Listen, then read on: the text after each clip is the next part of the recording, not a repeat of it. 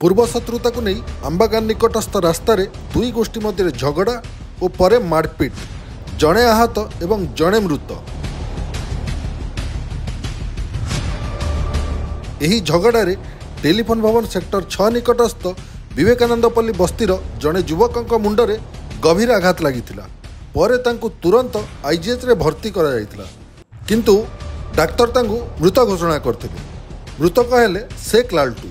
मुंडरे गभीर आघात और अत्यधिक रक्तस्राव जो मृत्यु घटिथिबार सूचना।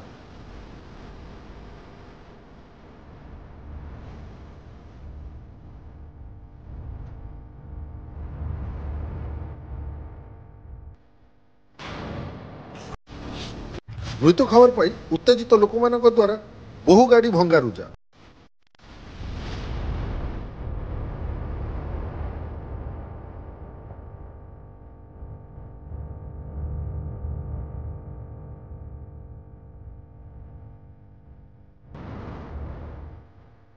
बस्ती रे मध्य उत्तेजना लगी रही।